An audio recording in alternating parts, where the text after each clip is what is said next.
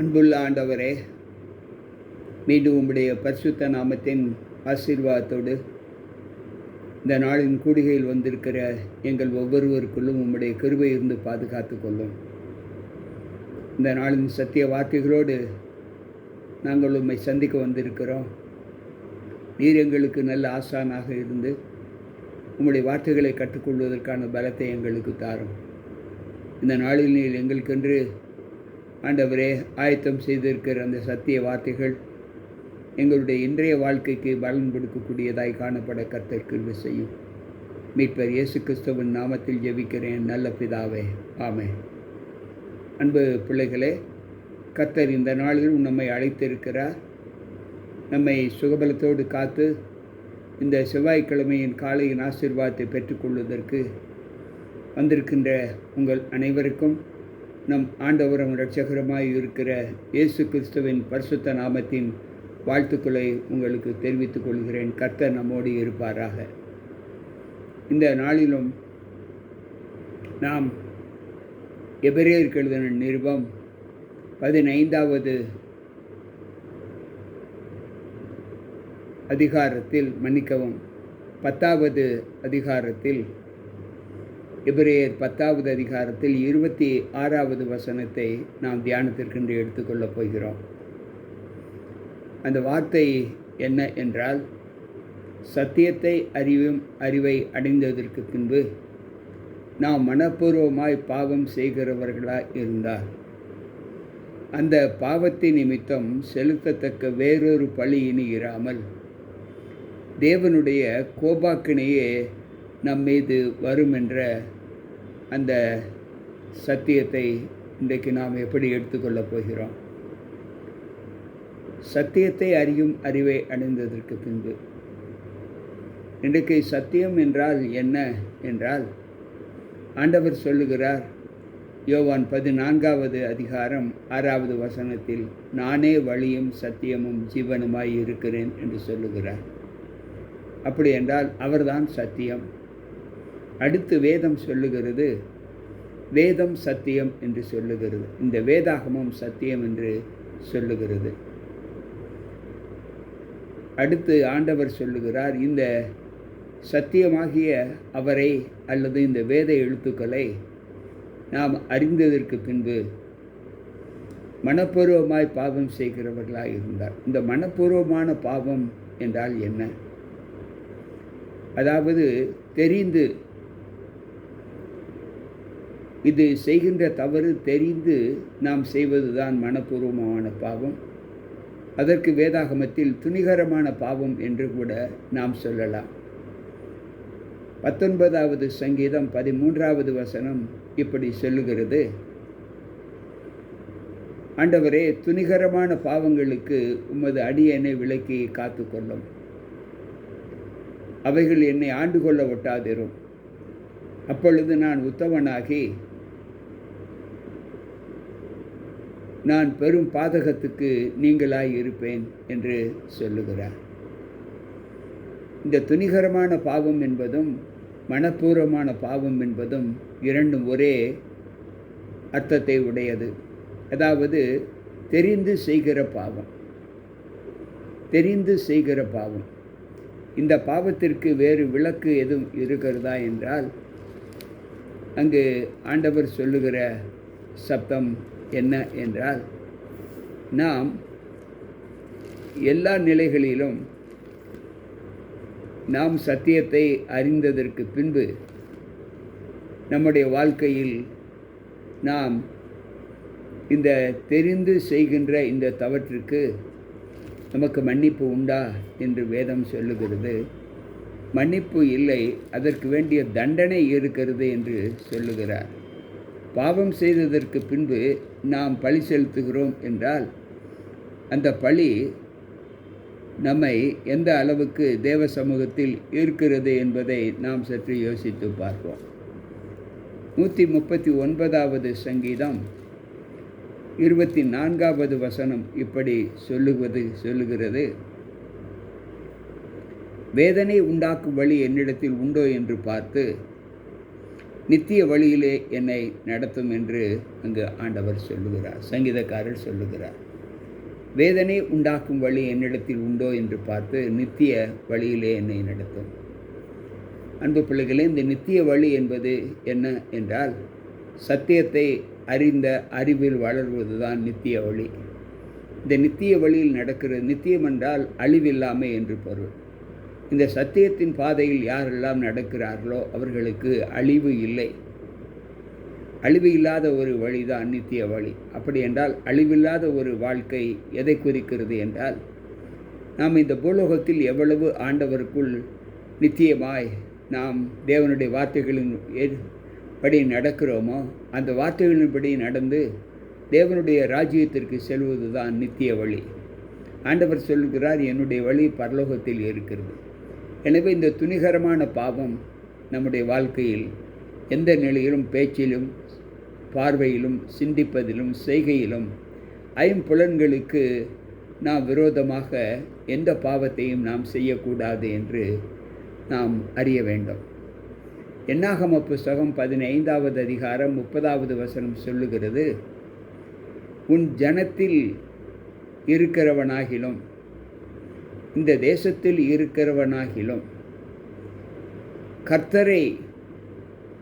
கர்த்தருக்கு விரோதமாக செய்கிற பாவங்கள்,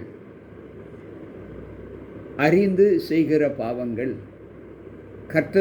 கர்த்தரை நாமத்தை நிந்திக்கிறதற்கு ஒப்பாக்கப்படுவார்கள். அவர்கள் இந்த பூமியில் இராதபடி அழிக்கப்பட வேண்டும் என்று அங்கு மோசே கட்டளையிட்டு இருக்கிறார். எனக்கு பிரியமான தேவ பிள்ளைகளே, இந்த வார்த்தை எப்படிப்பட்டதாய் காணப்படுகிறது? நாம் இந்த தேசத்தில் இருக்கிறவர்கள், குடியிருந்தவர்கள், இந்த தேசத்தில் பிறந்தவர்கள் அல்லது அந்நியர்கள் யாராகிலும் கர்த்தருடைய நாமத்திற்கு விரோதமாக அறிந்து அல்லது துணிகரமாக செய்கிற பாவங்கள் கர்த்தரை நிந்திப்பதற்கு சமம் என்று சொல்லுகிறார். அப்படி செய்கிறவர்கள் பூமியில் இராதபடி அழிக்கப்பட வேண்டும் என்று ஆண்டவர் சொல்லுகிறார். எனக்கு பிரியமான தேவ பிள்ளைகளே, இந்த துணிகரமான பாவம் எப்படிப்பட்டதாய் காணப்படுகிறது? 1 தீமோத்தேயு 5:24 வாசிப்போம் என்றால், சிலருடைய பாவங்கள் நியாய தீர்ப்புக்கு முந்திக் கொள்ளும், சிலருடைய பாவங்கள் அவர்களை தொடரும் என்று சொல்லுகிறார். இந்த தொடர்கிற பாவம் எது என்றால், அது பாவத்திலிருந்து விடுதலை பெறாத ஒரு ஆத்துமாக்களின் ஜீவிதத்தை தான் தொடர்கிற பாவம் என்று சொல்லுகிறார். அன்பு பிள்ளைகளே, நம்முடைய வாழ்க்கையில் நாம் எதற்காக அழைக்கப்பட்டு இருக்கிறோம் என்பதை நாம் சற்று யோசித்து, எல்லா நிலைகளிலும் கர்த்தருக்குள் வாழ்ந்து கொண்டு இருக்கிற நாம் தேவனுக்குள் பலப்படுகிற ஒரு அனுபவத்தை நம்முடைய வாழ்க்கையில் நாம் செய்து காண்பிக்கவில்லை என்றால், நாம் இந்த லோகத்தில் கிறிஸ்துவை ஏற்றுக்கொண்டு ஜீவிப்பது நமக்கு ஒரு பிரயோஜனத்தை கொடுக்காது என்று ஆண்டவர் சொல்லுகிறார். இன்றைய சூழ்நிலையில் நம்முடைய வாழ்க்கை ஆண்டவரை சார்ந்து இருந்தாலும், ஆண்டவர் சொன்ன வார்த்தையின் வல்லமைக்கு நம்முடைய வாழ்க்கை ஈர்க்கப்படுகிறதா அல்லது அதற்கு சமமாய் நம்முடைய வார்த்தைகள் நாம் செய்கிறோமா என்பதை யோசித்து பார்ப்போம். எல்லா நிலைகளிலும் தேவன் நம்மை பலப்படுத்த வேண்டும் என்று தான் அவர் சொல்லுகிறார். எனவே அறிந்து செய்கிற பாவம், அறியாமல் செய்கிற பாவம், அறியாமல் செய்கிற பாவங்களுக்கு பழி செலுத்தலாம். அறிந்து செய்கிற பாவங்களுக்கு பழி செலுத்தி பிரயோஜனமில்லை, அந்த பழி ஏற்கப்பட மாட்டாது.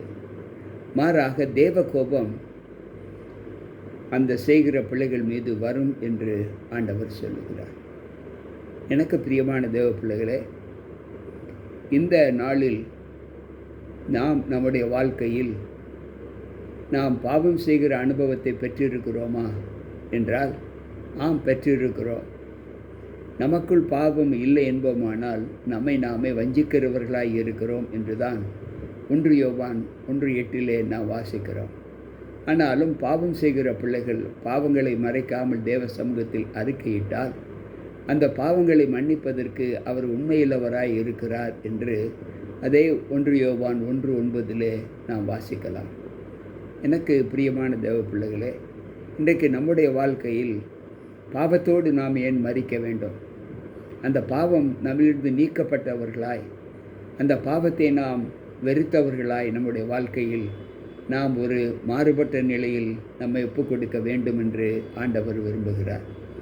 அந்த விருப்பத்திற்கு சாட்சியாக நம்முடைய வாழ்க்கை அமைய வேண்டுமென்றால், எனக்கு பிரியமான தேவ பிள்ளைகளே, நாம் பாவங்களை அறிக்கையிட்டு அந்த பாவம் செய்யாத ஒரு அனுபவத்தோடு நம்முடைய வாழ்க்கை இருக்க வேண்டும். சத்தியத்தை அறிந்ததற்கு பின்பு எந்த சூழ்நிலையிலும் தேவ வார்த்தைகளுக்கு, தேவ வசனத்திற்கு கீழ்ப்படியாத ஒரு குணம் நம்மில் காணப்பட்டால், ஆண்டவர் சொல்லுகிறார், அதற்கு தீர்ப்பு வந்துவிட்டது. அநியாயம் செய்கிறவன் இன்னும் அநியாயம் செய்யட்டும், அக்கிரமம் செய்கிறவன் இன்னும் அக்கிரமம் செய்யட்டும் என்று அவர் வெளிப்படுத்தின விசேஷம் 22:10 சொல்லுகிறார். நீதி செய்கிறவன் இன்னும் நீதி செய்யட்டும், அவனவன் கிரியைகளுக்கு தக்கதான பலன் என்னோடு கூட வருகிறது என்று அவர் சொல்லுகிறார். வெளிப்படுத்தின விசேஷம் 22வது அதிகாரம் 10-12 வசனங்கள் வரை. நான் நீதிமொழிகள் என்று சொல்லிவிட்டேன், மன்னிக்கவும். வெளிப்படுத்தின விசேஷம் 22:10-12 வசனங்கள் வரை.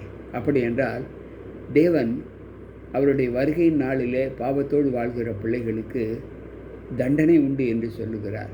பாவத்தை விட்டு விலகி வாழ்கிற பிள்ளைகளுக்கு நீதி கிடைக்கும் என்று சொல்லுகிறார். நம்முடைய வாழ்க்கையின் முடிவிலே நாம் கற்ற கல்வியில், நமக்கு வரக்கூடிய தேர்விலே நாம் வெற்றி பெறுவதற்குத்தான்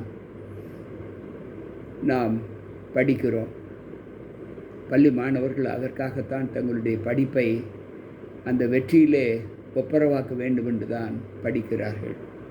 அதே போல் கிறிஸ்துவ வாழ்க்கையில் ஏற்றுக்கொண்ட நாம், ஈடுபட்ட நாம், நம்முடைய வாழ்க்கையில் ஒரு வெற்றி இருக்கிறது என்றால் அந்த வெற்றி ஆண்டவர் வருகையில் தான் இருக்கிறது. அது 1 வருடம் அல்ல, 10 வருடம் அல்ல, 50 வருடம் அல்ல, 60 வருடம் அல்ல, 70 வருடம் அல்ல, 100 வருடம் வாழ்ந்தாலும் அந்த வாழ்க்கை கர்த்தருக்குள் சாட்சியாக இருக்க வேண்டும் என்று ஆண்டவர் சொல்லுகிறார். அந்த வாழ்க்கையின் வெற்றி அவருடைய வருகையின் போது நமக்கு கொடுக்கப்படும் என்று ஆண்டவர் சொல்லுகிறார். இந்த நாளில் கேட்டுக்கொண்டிருக்கிற அன்பான தேவ பிள்ளைகளே, நாம் மனப்பூர்வமாய் பாவம் செய்கிறோமா அல்லது துணிகரமாய் பாவம் செய்கிறோமா என்பதை யோசித்து நம்முடைய வாழ்க்கை எப்படிப்பட்டது என்பதை நாம் இருதயத்தில் சிந்தித்திருக்க வேண்டும். பவுல் சொல்லும்போது ரோமர் 7வது அதிகாரம் 15-16 வசனத்தில் அவர் சொல்லுகிறார், நான் செய்வது எனக்கே சம்மதி இல்லை, நான் விரும்புகிறதை செய்யாமல் விரும்பாததை நான் வெறுக்கிறதை செய்கிறேன். நான் அல்ல, எனக்குள் வாசமாய் இருக்கிற பாவமே என்னை அப்படி செய்ய தூண்டுகிறது என்று சொல்லுகிறார். இன்றைக்கும் நம்முடைய வாழ்க்கையில் நாம் எல்லோருக்கும் நன்றாகவே தெரிந்திருக்கக்கூடிய ஒன்று, நாம் செய்வது, நாம் பார்ப்பது, நாம் கேட்பது, நாம் சிந்திப்பது, நம்முடைய ஆவி, ஆத்துமா, சரீரம் மூன்றும் நம்முடைய நிலைப்பாடுகள் எப்படிப்பட்டதாய் காணப்படுகிறது என்பதை யோசித்து கர்த்தருக்கு பிரியமானதை செய்து நாம் எந்த நிலையிலும் ஒரு வெற்றி சின்னத்தோடு தேவ சமூகத்தில் சேர நம்ம எப்போ கொடுப்போமா? பாவமற்ற ஒரு வாழ்க்கையை காண நம்முடைய வாழ்க்கையில் நம்ம எப்போ கொடுப்போம்? ஜெபிப்போம். அன்புள்ள ஆண்டவரே, உம்முடைய வார்த்தைகளை கேட்ட எங்கள் ஒவ்வொருவருக்குள்ளும் உம்முடைய கிருபை இருந்து பாதுகாத்து இந்த நாளின் சத்தியத்திலே நாங்கள் பலப்பட கேட்டுக்கொண்டிருக்கிற ஒவ்வொரு பிள்ளைகளையும் கர்த்தர் ஆசீர்வதித்து பலப்படுத்தும். சகலமும் நன்மைக்கு எதுவாய் நடக்கட்டும். யாரும் ஆண்டவரே உம்மை விட்டுவிடாதபடி எங்களை பலப்படுத்தி கொள்ள கர்த்தர் கிருபை செய்யும். அப்படியே விட்டுவிட்டாலும் அதற்கு ஒரு சந்தர்ப்பத்தை நீர் கொடுக்கிறீர். உம்மை முற்றிலும் விலக்கினவரிடத்தில் நீங்கள் திரும்புங்கள் என்று சொல்லி இருக்கிறீர். அப்படிப்பட்ட திருப்பு முனையிலே எங்களுடைய வாழ்க்கை உம்மை நோக்கி செல்வதற்கான பலத்தை எங்களுக்கு தந்து எங்களை காத்து பலப்படுத்தும். தீமையற்ற, பாவமற்ற, துணிகரமான ஒரு பாவத்தை செய்யாத பிள்ளைகளாய் எங்களை உம்முடைய கரத்தில் ஒப்புக் கொடுக்கிறோம். எங்களை வழிநடத்தும். மீட்பர் இயேசு கிறிஸ்துவின் நாமத்தில் ஜெபிக்கிறேன் நல்ல பிதாவே, ஆமென். அன்பு பிள்ளைகளே, கேட்ட இந்த வார்த்தைகள் உங்களுக்கு நிச்சயமாக ஒரு மாற்றத்தை கொடுக்கும் என்று கர்த்தருக்குள் நம்புகிறேன். யாராவது அந்த துணிகரமான பாவத்தை ஆண்டவரே செய்திருந்தால் மனப்பூர்வமான பாவத்தை செய்கிற அனுபவத்தை பெற்றிருந்தால் அதை விட்டு கர்த்தருடைய சகாயத்தை நாடுவோம். கர்த்தர் உங்களை பலப்படுத்துவாராக. மீண்டும் நாளை சந்திப்போம். உங்கள் போதகர் ஜி.கே. ராபர்ட். கர்த்தர் நம் அனைவரோடு கூட இருப்பாராக. ஆமென்.